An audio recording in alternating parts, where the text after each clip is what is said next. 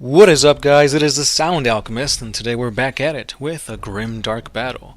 This time we are putting up against the powerful warrior of everybody's favorite chapter, the Ultramarines. It is none other than Cato Sicarius. And on the other side, we've got the smartest warlord of the Necron dynasty, Imhotep, the Stormlord. So what this is, guys, it is a battle where we talk about the lore, the background, the weaponry, strengths, and weaknesses of two Warhammer 40k characters, and then we pit them against each other, where you guys decide who the victor is. So without further ado, guys, let's jump into this grimdark battle, beginning with the lore behind Cato Sicarius. Now, Cato Sicarius has many titles. For example, he is known as the Grand Duke of Talisar, the High Suzerain of Ultramar, the Knight Champion of Macragge, and the Master of the Watch. Now, Cato was born a noble. He had the best training and schooling, so much so that at 10 years of age, he could easily best a soldier twice his age. After he became an Ultramarine, he quickly rose to become captain of the Second Company. Here he fought against Wall Zanzag on Blackreach, and Cato and his second company fought against 10,000 orcs.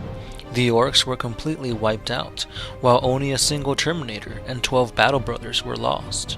However, Sicarius saw this as a defeat.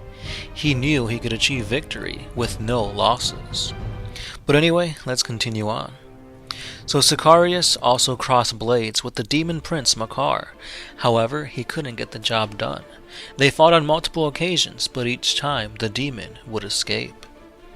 Now the Battle of Damnos is one that we must pay very close attention to, for here he fought against the Necrons. Now Sicarius slew many Necron warriors, and he heavily crippled a monolith. However, his battle with a Necron lord called the Undying was very interesting, to say the least. This was a close battle, and the Necron's sturdy body and raw strength proved too great for Cato, and Sicarius took a punishing blow from the Undying's war scythe. He would have died if it wasn't for a dreadnought who came in to save Cato. Now 25 years later, after this defeat, he returned to Damnos, and Sicarius was ready for his redemption. During this battle, he slayed a lord of a flayed ones, as well as a Catan. Now when it comes to the Catan, he did destroy it by throwing a vortex grenade, which essentially is a chaotic warp, basically hole. So it sucked in the Catan, and as we all know, the Necron Catans hate the warp. So this was a little bit of a cop-out. But anyway, there is more battles to come with Sicarius, but I think this is enough lore behind him, so let's dive into his weapons and wargear. When it's time to step on the battlefield, Sicarius often dons his Mantle of Suzerain, which grants him protection equal to that of Terminator armor, but still gives him great mobility. He also has an iron halo for added protection, and when it comes to his weapons, his relic power sword, the Talisarian Tempest Blade, is his go-to weapon. But he also carries an artificially crafted plasma pistol. Now when it comes to strengths and weaknesses, it's kind of hard to judge since a lot of the writers grant Sicarius plot armor. He's usually one of the most well-known warriors, and because of that, he tends to do really great. However, he does have a few downsides. For example, when we talked about him fighting against the Necron Lord, he never won. He got bested, and he would have died if it wasn't for that dreadnought. But again, it's really plot armor. So with that being said, guys, let's jump on over to the Necron side for Imhotep, the Stormlord. Now Imhotep is the Pharaon of the Sautek dynasty, and arguably he is the strongest Necron overlord around. So Imhotep currently rules over 82 worlds, and he is a very cunning strategist. So when Imhotep awoke, his tomb world was in a civil war, great disarray all over the place. Necron lords were fighting for control of this tomb world, but Imhotep was infuriated at this anarchy, and he marshaled his own army and won against all the other lords. He then forbade anyone to stand against his rule, and he made a mockery of anyone who attempted to usurp him. Imhotep then continued to expand his forces, and eventually he came across the ancient Eldar. Now the Necrons obliterated the Eldar force, however he did allow a single Farseer to live. The Stormlord told him to spread the news of his defeat, and the power that is the Celtic dynasty, but not before he amputated the Farseer's right arm. On one occasion, Imhotep's forces were at a standstill against the Imperial Guard and Space Marines on the Forge World of Hypnoth. However, Imhotep's tactics soon proved to be better, as he drew in a Tyranid force against the Imperial defenders. In the end, Hypnoth was taken over by the Necrons. And the last little bit that I have to talk here about is when Imhotep met the Zealot High Marshal Helbrecht in battle. Now they fought on the frozen caverns of Schrödinger 7. Now even though Helbrecht was the better swordsman, Imhotep did have a very, very tough necrodermis body. And he did take a lot of wounds, however, the necrodermis would repair itself literally in seconds. Eventually, Imhotep wore down the Space Marine, so much so that he was literally at his mercy. So Imhotep decided to let him live, however not before he tore off Helbrecht's right arm. Once again, he sent him out so that everybody would know the power that is Imhotep. When it comes to weaponry and wargear, Imhotep the Stormlord has a ton. So first of all, let's jump with the Necrodermis, which is self-repairing living metal that almost all Necrons have. So this is really tough, for example, how Helbrecht literally couldn't do much against it. But on top of that, he also has a phase shifter, which allows the wearer the ability to slip through attacks. So, if attack is coming at Imhotep that he knows he will get hurt, he can literally just turn on his phase shifter and it'll go straight through him as if he were a ghost. Kinda OP, but they're the Necrons, they're supposed to be. On top of this, he also has a phylactery. Now phylactery are tiny scarabs which then repair wounds at the command of the Lord. Even more overpoweredness, as if he even needs this. And finally, he also has a sempiternal weave, which further strengthens the Lord's original body to that of Terminator level protection. So all in all, this guy is a tank. He's got literally 4 pieces of war gear that is all about protection. And we haven't even gotten to the actual weaponry part. So let's begin with that. He's got a Gauntlet of Fire, which is essentially just a power fist that can shoot out flames. Nothing too crazy about that.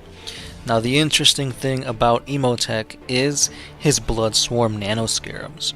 So what this is a swarm of scarabs that probe the enemy's armor looking for weaknesses, and once they find it, they eat away at it and enter inside of the enemy's body, eating them from the inside out. Now if you guys have seen The Mummy, or I think it was The Mummy Returns, you've seen how nasty and how powerful scarabs can be when they get inside you. I'm getting goosebumps just thinking about it. But anyway, he does have one last weapon, and that is the Staff of the Destroyer. So this powerful staff takes a while to charge, but when it is fully charged, the beam that fires is so strong that even the heaviest of war machines don't stand a chance. So the way I see this battle going is that it's going to take a while, because I don't see how Sicarius can withstand all the war gear that Imhotep has at his disposal. So while Sicarius is getting tired, he literally can just charge up that staff and then blow him to smithereens. But that's just my opinion. Let's see how you guys voted in this grim dark battle. The crowd cheers as the champion of Macragge enters the battlefield. Yes, it is I, Cato Sicarius, and I, Cato Sicarius, will be the victor in this grim dark battle. Thank you, thank you. A bit full of yourself, aren't you? Imhotep chimes in. After being defeated on Damnos, you have nothing to be prideful about. This pisses off Sicarius, and he unsheaths his blade. He takes his battle stance. 3, 2, 1, begin. Imhotep takes no time, and he unleashes his nanoscarabs as they swarm towards the Ultramarine. Cato fires a few shots into the swarm as he slices through them and into the Necron Lord. The Tempest Blade connects multiple times with the necrodermis body of his opponent. However, he's healing too quickly. With a whoosh, Cato is engulfed in flame as Imhotep's gauntlet of fire is unleashed. But this flamer literally doesn't faze the seasoned captain. Cato continues his barrage, but to no avail. Now the remaining blood-swarmed scarabs have begun eating away at his armor. In frustration, Sicarius heaves a mighty slash, attempting to pierce Imhotep's mechanical heart. But the blade simply phases through him. Just give up, Imhotep tells him. But Sicarius does not yield. He fires a salvo of shots of plasma into his enemy, so much so that his pistol overheats and blows up. Sicarius then staggers as he begins to cough. Blood? The scarabs are now eating him from the inside. He kneels and looks at the floor in defeat. Have you finally accepted your fate? Imhotep asks. Well, let me end it for you. Imhotep aims his staff at the Marine. A blast pierces clean through Sicarius' midsection, and the once proud Marine falls. You were indeed tough, but are you tough enough to survive the weapon that kills a star god? And just then Sicarius throws a grenade, and in the blink of an eye, a pitch-black tear in reality opens up and swallows whole the Stormlord into its never-ending abyss. The winner, Cato Sicarius. And there you have it, guys. No surprise here, as we've seen that usually when it's an Astarte going up against a Xenos, the Astarte wins this popularity contest. So yeah, Sicarius got 58% of the vote, while Imhotep got 42%. It was a little bit closer than I thought, but once you think about it, the real reason that Sicarius would win is because he's got that plot armor. So that being said, he knew how well the Vortex Grenade did against the Catan. So, I mean, catching Imhotep by surprise would be the only way to take him down. And that's what he did. Because honestly, a power sword, a plasma pistol, can't do anything to take down a Necron Lord, especially one with all these defensive abilities. Anytime Imhotep knew he was going to take damage, he would simply just phase straight through it. And of course, it's ladies first, so let's talk about Saint Celestine. So Saint Celestine is the living saint, the angel of righteousness, and every man's waifu. So Saint Celestine is a symbol of the Emperor's power and purity. She is amazingly inspirational, very charismatic, but before she was a saint, she was a sister of battle of the Order of Our Martyred Lady. She did fall in battle, however her wounds were miraculously healed, praise the Emperor. She eventually acquired her flaming sword and holy armor, and she was officially declared a living saint. She's known for kicking Chaos's ass all across the Imperium. She is literally so powerful that she has killed multiple demon princes, and during Abaddon's 13th Black Crusade, she even fought against him. Now, due to the pylons on Cadia, her psychic powers were a little weakened, but she still held her own against the Chaos War Master. This is a huge factor when we're going to be talking about her against the Avatar of Kane. However, she does have other abilities, and this one is very, very amazing. She has the ability to resurrect her allies and even herself. So we've got another Mary Sue on us. However, she did lose in battle against Karn the Betrayer. Karn butchered her bodyguards, and apparently Saint Celestine was beheaded by Karn. But again, she's all about resurrecting. She has complete belief in the Emperor, and because of this, her skull was not claimed for the Skull Throne. She revived herself, so it was no big deal. But again, guys, this is some really interesting lore to look back on, because even though Saint Celestine doesn't seem to be a heavy hitter, she can definitely take on the best of them.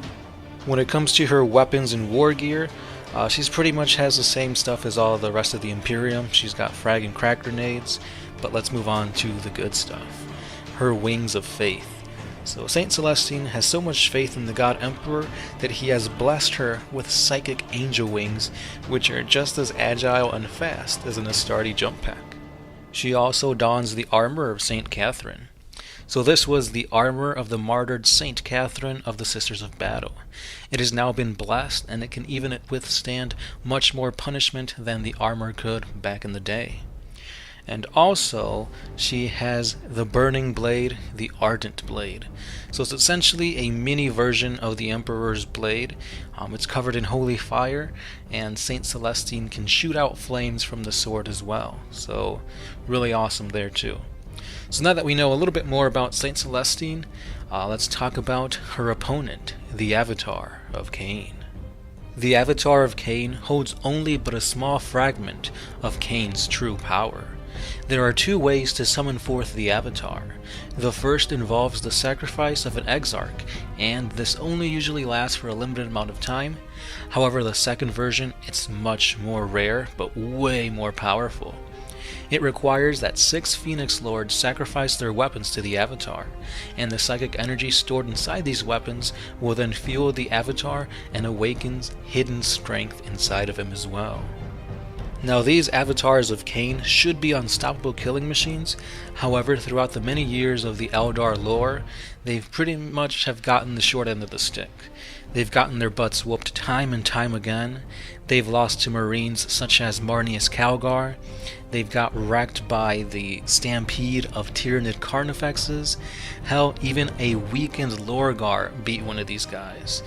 And he's even been mind controlled by a Keeper of Secrets.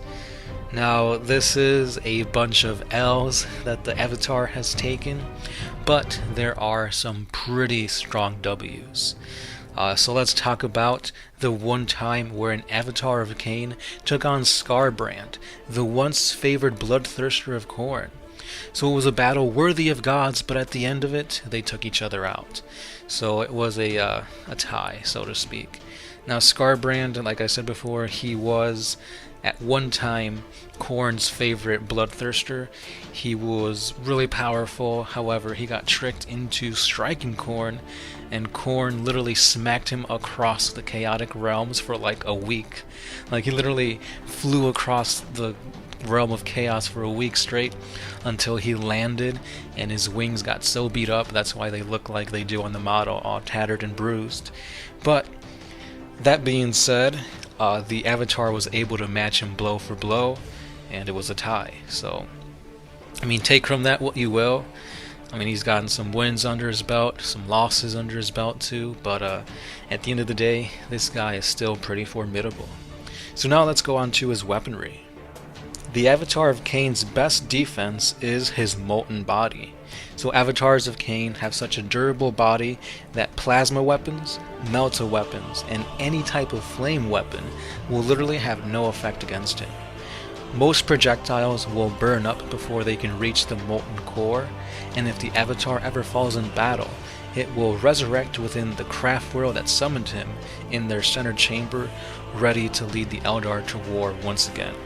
So similar to that of Saint Celestine, they will resurrect, but this takes out a lot of stamina from them, so most likely they won't be resurrecting over and over again, but it all depends on what type of Avatar was summoned. If it was the stronger one, obviously it can go on a little bit longer, but again, it's all kind of iffy. But this magma body isn't the only weapon it has. He also wields the destructive weapon known as the Wailing Doom. So this weapon can either come in the form of a burning blade, a molten spear, or even an iron axe. So depending on what type of enemy, the Avatar will probably come with the most useful weapon. However, the Wailing Doom can also fire off a bit of psychic energy at the enemy, burning its foe to mere cinders. So essentially it's the same type of weapon as that of the Ardent Blade for Saint Celestine. They're both flame weapons, and they both can fire off bursts of, flame.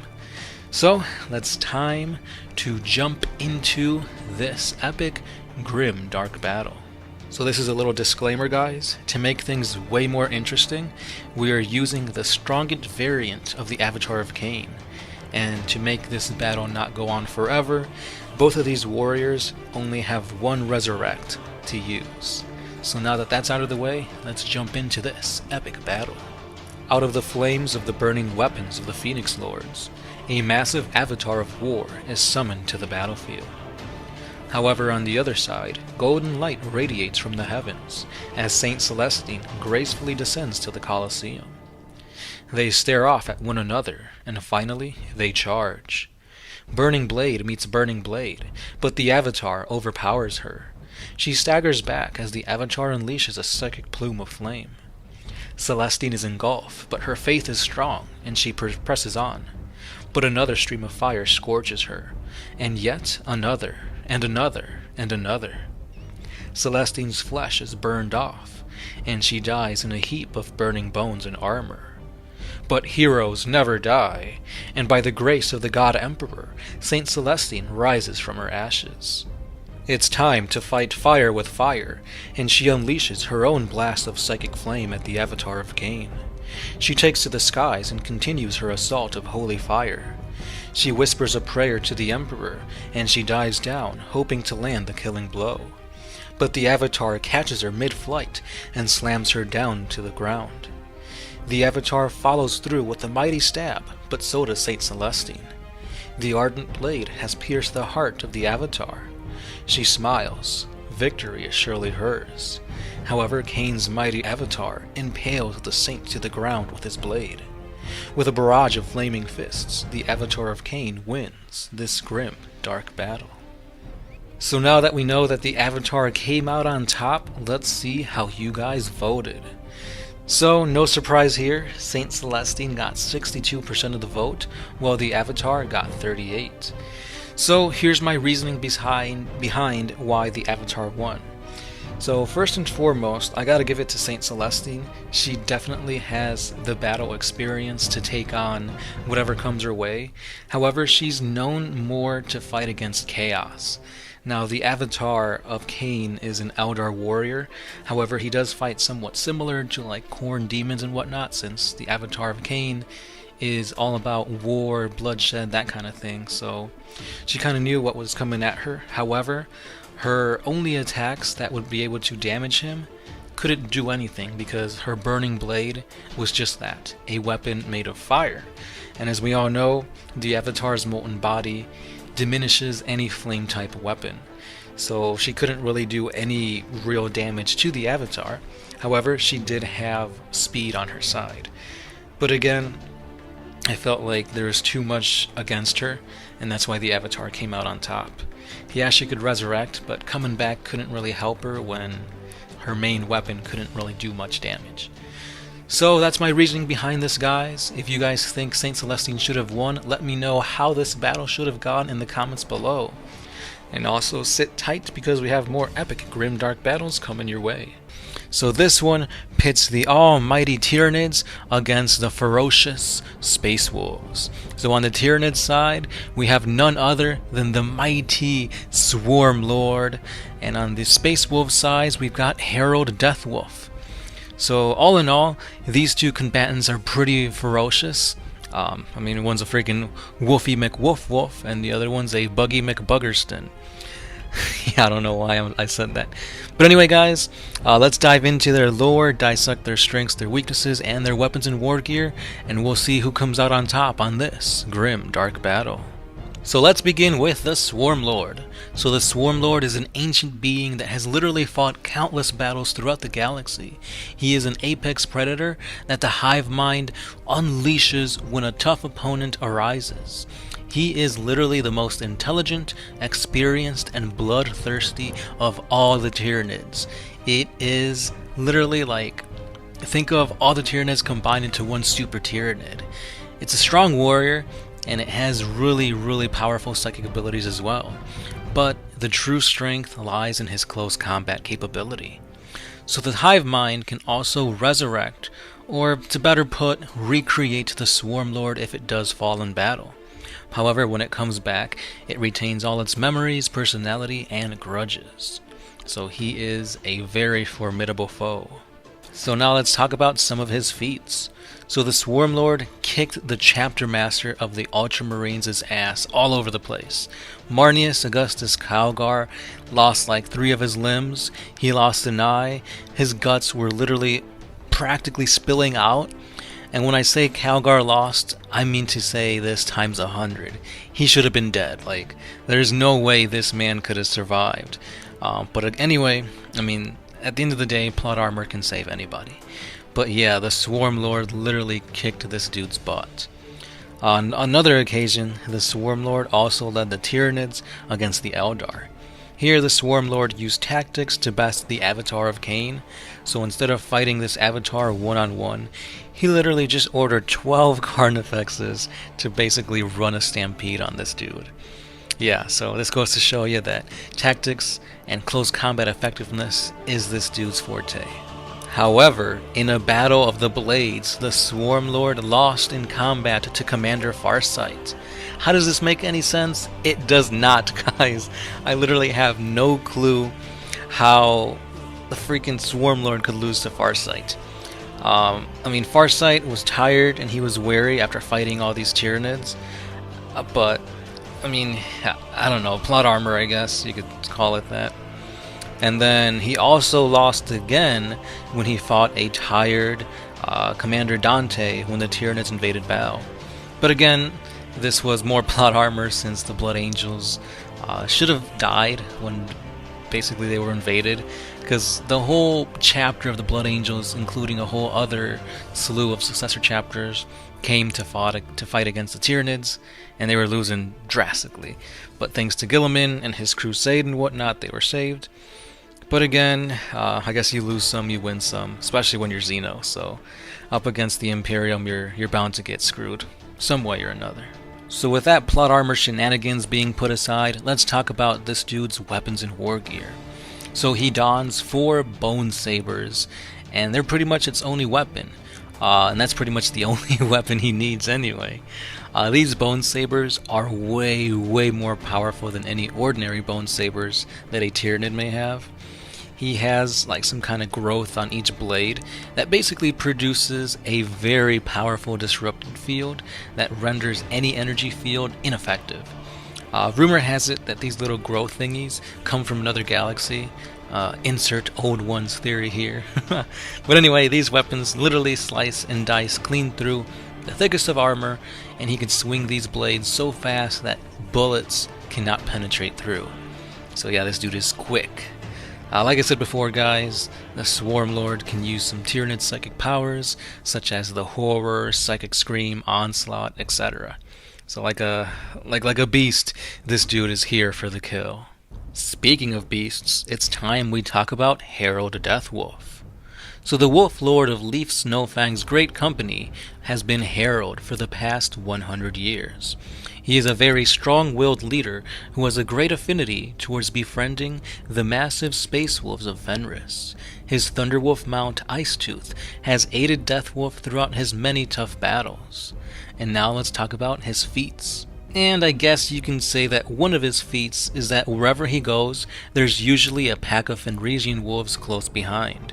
With these feral creatures, he even pushed back a orc horde. Now, that is crazy. Throughout his years, he's fought against the traitorous Thousand Sons on many occasions, and he's adapted at fighting against warp users. Surprisingly though, Deathwolf almost lost a battle against Canis Wolfborn before he became a Space Marine. So think about this. A feral human almost won against a highly trained, gene seed enhanced super soldier. Now how does that even make sense? Does that mean that Canis is super strong, or does that mean that Harold is super weak? I'll leave you guys to decide that. But yeah, I mean, this guy, he doesn't have that many feats, so I'll leave it at that. So let's continue on with his weapons and war gear. Now his main weapon is Glacius, his frost axe, and with it, many a frost troll has been slain, so you could say that it is slick with troll blood. He's also got frag and crack grenades, a bolt pistol, and a storm shield as well for added protection. However, his coolest piece of war gear, get it? Coolest?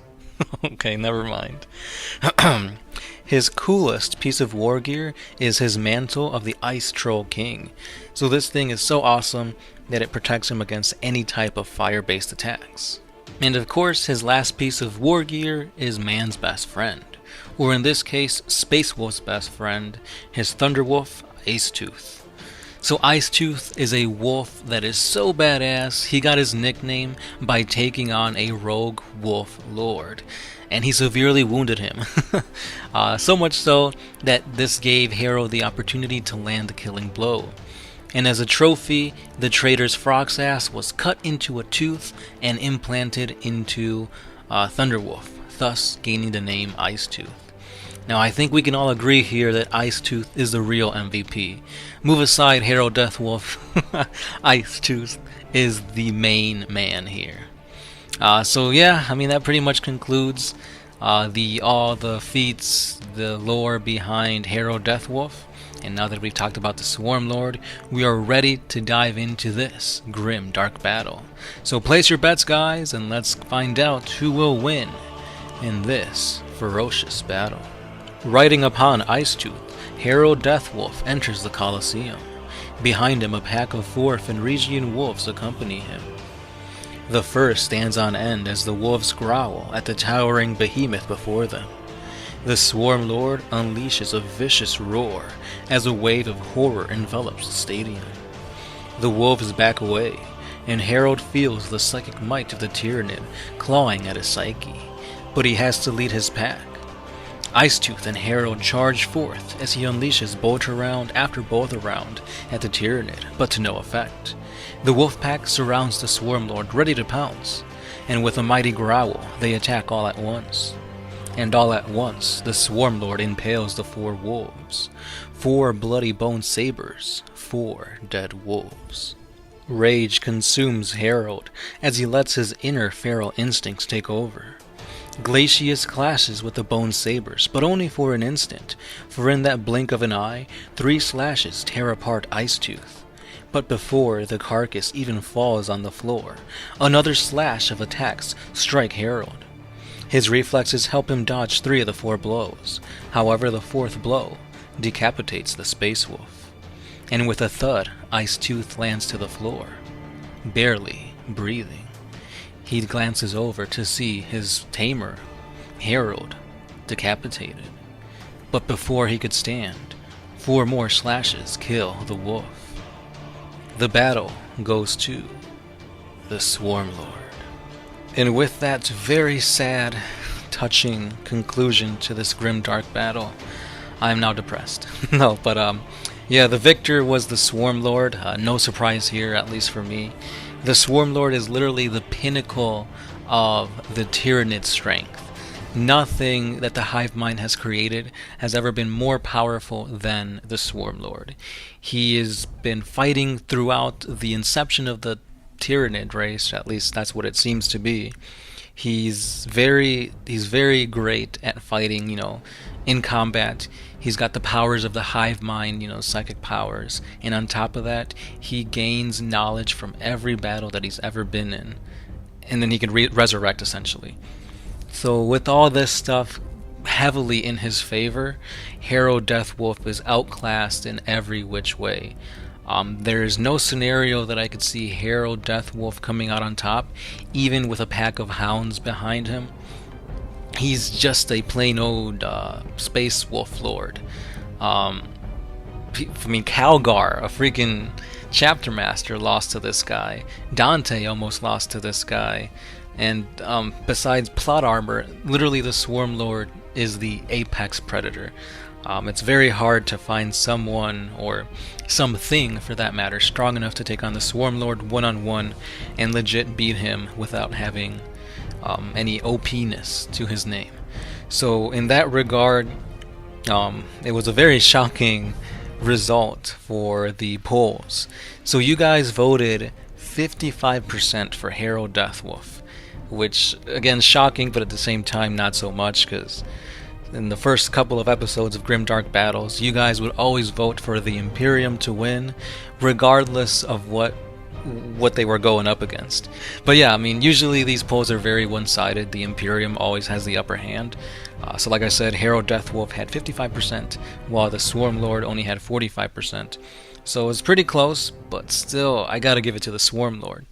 If you guys have your own opinions as to how Herald can win, please let me know down below in the comments, because he's got Glacius, he's got a bolt pistol, frag grenades, and then his Mantle of the Troll King literally does him no good here. It's only good against fire-based attacks, and obviously Tyranids don't do any of that. So with utmost speed, really great tactical mind, I gotta give it to the Swarm Lord. So with that being said, guys, please let me know down below what you guys thought about this GrimDark battle. Please don't make me put any more Space Wolves getting decapitated or impaled. I love Space Wolves as much as you do, but yeah. So anyway, sit tight, guys, because the next GrimDark battle is a battle of the gods. We have a Shard of the Nightbringer going up against an Avatar of Ennead, the god of the Eldar Pantheon. So place your bets, guys. There is a poll on our Facebook page as well on the YouTube channel. So pull away, let us know what you guys think, and stay tuned because this epic battle will be showcased next week. As always, I'm the Sound Alchemist, part of One Mind Syndicate, and I'll catch you guys tomorrow.